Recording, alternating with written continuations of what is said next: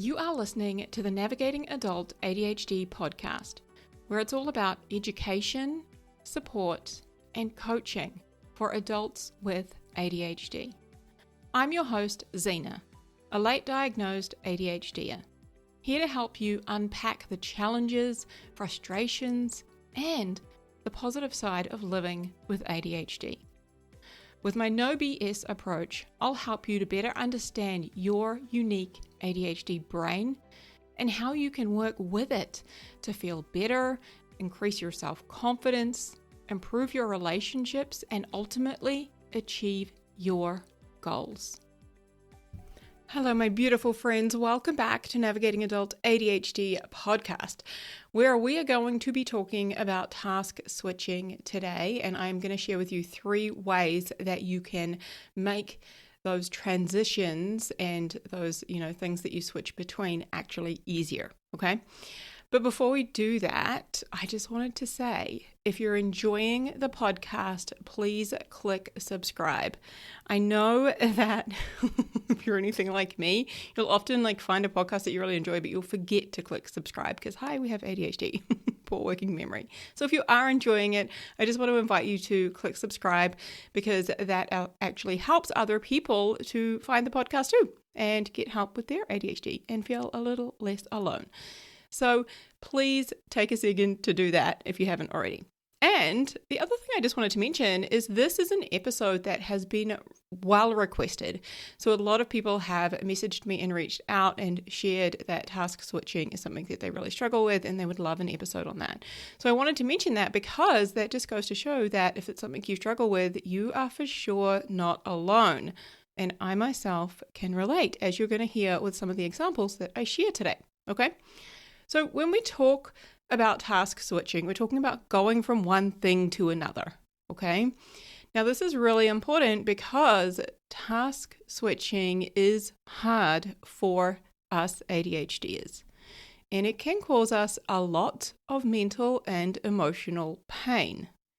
So when we talk about task switching, that could look like getting out of bed to get dressed and ready for work, or finishing work and then driving over to the gym.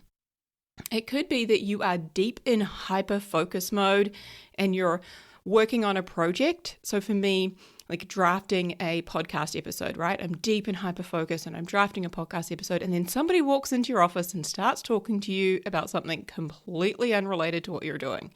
Ugh. That interruption is requiring you to shift your focus and attention to something else. That is task switching. It could be that you have finally started to make progress on this task at work, and all of a sudden it's 3 p.m. and you've got to go and pick up the kids from school, and you just have to stop what you're doing and go. Maybe you're cleaning the house and then your mum pops in for a completely unannounced visit. Those are some examples of task switching.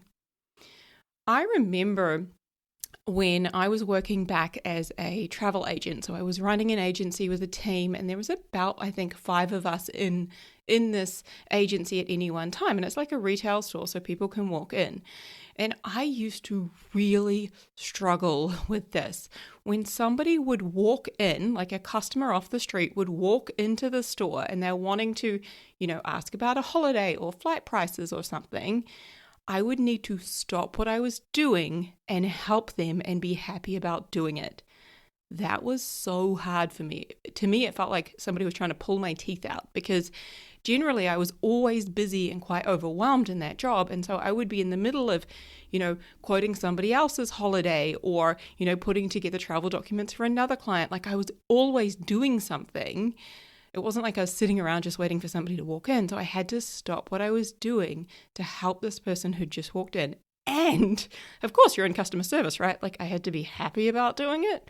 Oh, that felt so hard to me. Another one that I used to find really difficult is when I would finish work. So I work from home, okay? I've got a home office. And when I would finish work in this office here and then go downstairs to help with the kids. And so that would be I would start doing the lunch boxes and I would make dinner and, just kind of go from work to family mode. I used to really hate that time of day and struggle with like going from one to the other.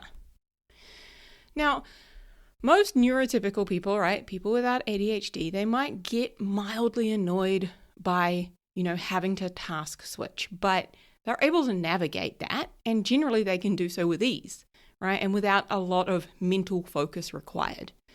So why is it so hard for ADHD brains?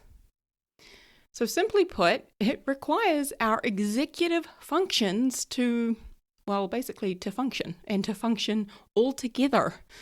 Kind of like musicians playing in a band, okay? Those musicians, they need to play in sync together in order to create harmony and good music, right? Our executive functions, well, some of them, they don't play well together and the music sounds pretty terrible, right?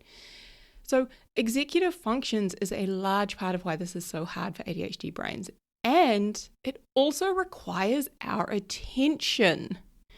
Now, we know a key symptom of ADHD is what is often talked about as being a lack of attention, which in actual fact is that our attention goes to too many things, right? Having, a nervous system that's wired differently, we're actually taking in more information from the world around us. So therefore, there are more distractions for our brains, and we can have real trouble focusing our attention in the direction we want to focus it. Now, when we are struggling to get focused on a task that we want to do, like for example, I'll just go back to like me drafting some notes for this podcast episode, and I was sitting in my office here, right? When I'm doing that, if I'm really struggling to get my brain on board and to get into doing it, and I'm just kind of like really having a difficult time actually working on the thing in front of me, I will likely welcome an interruption. And I'm sure you can relate to this. If you're having difficulty doing the thing in front of you, you probably welcome a distraction or an interruption and being able to direct your attention to something else completely. Right? Like when my partner walks in and starts saying, what should we do for dinner tonight? Do you want to blah, blah, blah, blah, blah? And I'm like, let's talk about that instead, because that's way more fun than me trying to focus my attention here. Right? So notice how we can task switch in that instance when we're struggling with the thing in front of us or we don't want to be doing it. Isn't that interesting? Okay. So studies have shown that task switching can be physically painful for people with ADHD. My friend, I just want that to sink in. Like, this can be physically painful for us. Okay? I think knowing that is, for me, I feel like I can give myself so much more compassion for this being difficult when it's difficult. Like, I just think that's so good to know. So whether we are intentionally task switching or unintentionally task switching, so for example, like when somebody interrupts you, okay, it requires us to take all of our mental, emotional, and physical energy that has been directed in one direction. We have to completely 180 it and focus it in a different direction, okay? All of that being said, it requires a lot, mentally, emotionally, and physically. So let's look at some of the executive functions that come into play when we talk about task switching. So one of which is emotional regulation, or in this case, often dysregulation, okay? So we tend to react intensely when there is a change that requires our attention. So if you get interrupted, you might get frustrated and snap, right? If you struggle with switching between, like the example I gave before of me going from like home office to downstairs to like family life, if you struggle with that, you may notice emotional dysregulation. You might be short and sharp and snappy and annoyed or irritable. Okay, you're not alone if you experience that. Task switching, right, especially when we're, interrupted or not choosing to do it, can cause us to get angry or be reactive to those around us. Then there's working memory. My friends, this is one that I wouldn't say struggle with the most, but it's definitely very noticeable, working memory. So, for example, like if we are in the middle of something and we're giving it all of our thought and attention, we're like surrounded in it, right? We're submerged in it. And we're holding a lot of mental post-it notes about that specific thing, right? So for example, when somebody interrupts you and asks you an important question and puts you on the spot, and it takes you out of this thing you're surrounded with and all of these post-it notes that you're holding, it's difficult, right? They are trying to get information from a different part of your brain that you are not currently surrounded in. You're not submerged in that. That can be very stressful. It may make you feel anxious when you can't find the right words or the right information that you need when you're put on the spot. And in that instance, when that person leaves, then it could lead to things like overthinking or analyzing or worrying about what you said or thinking that you should have said something different or you should have known, and it can go down a rabbit hole real quick. Task switching also requires prioritizing, planning, and making decisions. Again, all part of the executive functions. Difficulties with task switching is why it is common for people in our community to drive home from work and then spend some time in their car before they go into the house. Isn't that interesting? That is a thing that we do, right? That allows us to kind of have a buffer and a bit of a bridge between the task we've just finished and the one that we're about to walk into, that other environment.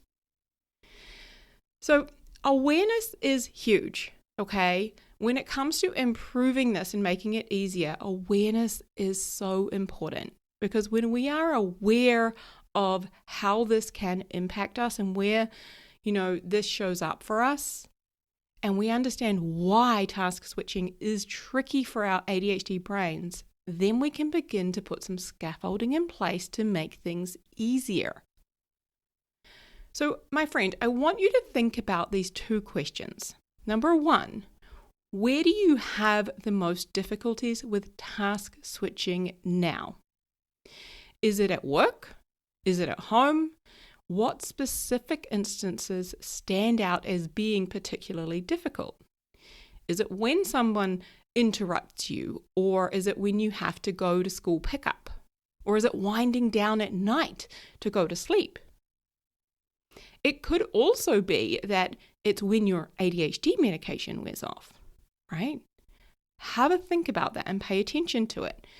And question 2 is, are there any areas of your life where you are able to transition between tasks with ease? Now, this is a bit of a trick question, my friends, because the answer is going to be yes, but I appreciate that this can be tricky for us to see. So I really encourage you to sit with this question or ask it to your brain a few times. If your brain says, I don't know, you don't have to accept that as an answer. If you did know, what could it be? Take a guess. Think about what areas of your life now, even just one area, where task switching is actually easy or not a thing at all for you. It works really well. For example, I was thinking about this last week Friday, one example in my life. I was working from home and I was working on a project I'm going to launch soon, and I was doing it. I've blocked out Fridays, and all day Friday I work on this particular project. And I knew that at 9:30 a.m. I was going for coffee with a friend. And transitioning, even though I had started working on this thing and I'd got into hyperfocus, transitioning to go to coffee with my friend was actually really easy. And it's because it produced dopamine for me. It was something I wanted to do. It's a friend I enjoy spending time with and I love to catch up with and I hadn't seen for ages. So the whole experience was going to produce dopamine. It was a joyful experience for me. So therefore, that transition was really quite easy. All right. Let's get into the 3 ways that we can improve task switching when we have ADHD. Number 1, and this is my favorite, is to use a dopamine connector. Okay? So this is something that I have come up with. I wouldn't say I invented it. Is that a thing? All right, let's go back. I just need to rein that in. So anyway, this is something that I have come up with, which basically, like, I have a visual in my head of like Lego being connected together. So you're going from like one Lego house and you're connecting it to another Lego house. Okay, let me get to the point. This is particularly useful for transitions you know are coming. Okay, such as leaving work to go home, or leaving work to have to go to school to pick up the kids. Okay, I use this a lot, and this is actually how I successfully transition from working from home in my office to going to family life, and helping the kids out with homework, or making lunch boxes and cooking dinner and like tidying up the kitchen and like sorting them out and all of that. I use a dopamine connector. So what I do is I choose to go for a walk.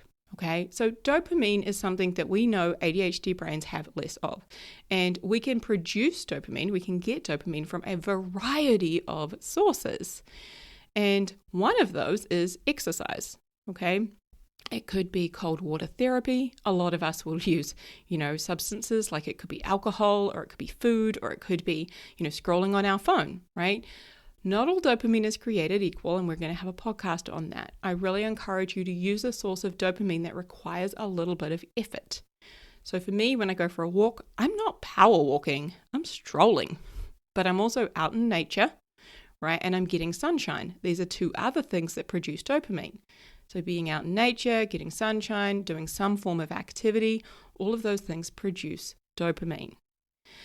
Not only am I getting dopamine from doing that, but also going for a walk helps with emotional regulation. There are studies that support this. So that helps me to regulate my emotions and process what I have been doing and move from one thing to the next.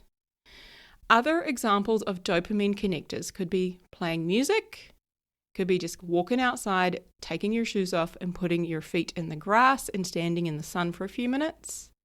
It could be standing up and just doing a few jumping jacks or a couple of squats or some yoga poses. You could dance it out for a song. Anything that gives your brain a bit of a break from what you were doing and it's not what you're about to do, right? It's that connection in between. And again, dopamine feels good, right? It helps us to produce that chemical in our brains that we have less of. Dopamine plays a big role in motivation and satisfaction. Now, if you can use this when plans change or something unexpected happens, it's going to be a huge help too, if you have the time. I appreciate that when plans change or something unexpected happens, we don't always have the time to use a dopamine connector, but it only needs to take a few minutes. Okay? Effectively using a dopamine connector is creating padding to soften the blow in between. So I often like to schedule this or to plan it where possible. I'll block out like a 30-minute walk at the end of my day to allow for that connection time, that padding time in between to make the transitions easier. Okay, again, this is why some people might spend time in their car. So part of this step also requires planning for the transition, okay, so allowing time for it. But when we do that, when we plan for it, we also help our brain to get on board. We show our brain there is going to be a transition and I'm helping to support you through it, and this is how I'm going to help you through it. Okay? This is useful. Number 2 is giving yourself a heads up. So what this looks like is you could set a timer for 5 or 10 minutes ahead of, perhaps if you need to leave work to go to school to pick up the kids, right? You set a timer for 10 minutes before you need to leave. You could also, ask your partner to give you a heads up or ask a colleague to give you a heads up. But doing this gives our brain time to process and accept and acknowledge what's about to happen, right? Our brain likes this time. then we can start to create a bit of a mental picture and visualize what's coming next. We're giving our executive functions some warning. All right, studies have shown that the ADHD participants are faster on tasks when they're given time to prepare beforehand. Okay, it makes that transition easier. One example of this is we do this with one of our kids in this house. So one of the boys has what's called Williams syndrome. I've talked about it before on the podcast here. And when he has device time, so when he gets to go on an iPad, he really struggles to come off, and he can have tantrums and throw things or hit himself in the head and behave really, really badly. But if we give him heads up, so we will often give him a 5-minute warning, and then we'll give him a 1-minute warning, right? Or something to that effect. And we'll talk him through, hey buddy, you're about to come off this iPad, and then you're going to come and have dinner, or you're going to go out and you're going to play with your brothers, or like we'll talk about what happens next, what it looks like, and we'll get him on board and say, like, so what do you think? And he's like, yep, I'm about to come off. And I'm like, what's going to happen? He's like, I'm going to go and play with my brothers. So he knows what's happening, and he's starting to form words for it. He's starting to form a mental picture for it. And it makes it so much easier. I think we have zero tantrums when we do this because we're allowing his brain time to get on board with what's about to happen. We're allowing him to form a mental picture of it. His executive functions start kind of clicking into what's going to start happening next. It makes a world of difference. Okay, so number 2, giving yourself a heads up. Number 3, ask yourself this question. What am I making this mean? My friends, this question is incredibly powerful. And it's particularly useful when you are interrupted or plans change and you have to switch tasks unexpectedly. However, we can use this for any form of task switching, okay? For example, when my partner walks into my office and I'm mid-hyper-focus making the notes for this podcast episode, and I immediately get pissed and annoyed with him for interrupting me and losing my train of thought. When I check in with myself and I ask this question, what am I making it mean? I can see that I've made it mean he's not respecting the fact I work from home, right? And that means that I can't just chat to him whenever he wants. And when I make it mean that, I get really annoyed and pissy and irritable and I snap at him, right? That leads to me being short and snappy and then stewing on it for ages, and it takes forever before I finally get back to what I was doing. So asking that question, what am I making it mean? That helps me to identify what's happening in my head, and it gives me the opportunity to explore what else could this mean, and ultimately to decide, what do I want to make it mean? For example, when he comes in and he's asking, hey, do you want anything? Like, he's actually being kind and well-meaning. And I know that he just wants to be helpful, and his intention was actually very positive. So when I ask myself that question, I have the opportunity to let go of being annoyed and help myself reframe the situation so that I can get back on track sooner. All right? My friends, I want to give you one quick bonus. For anything you are struggling to start, right, when you're transitioning and you're finding it really difficult, it's really important to make sure that you know what done looks like. So do you know what the finished product looks like in the thing that you are working on? Okay? And you may need to ask your boss, hey, can you tell me what done looks like? Paint a picture of finished so that I understand. Because otherwise our brain is really going to struggle to work on that thing. We could have a whole podcast episode on this.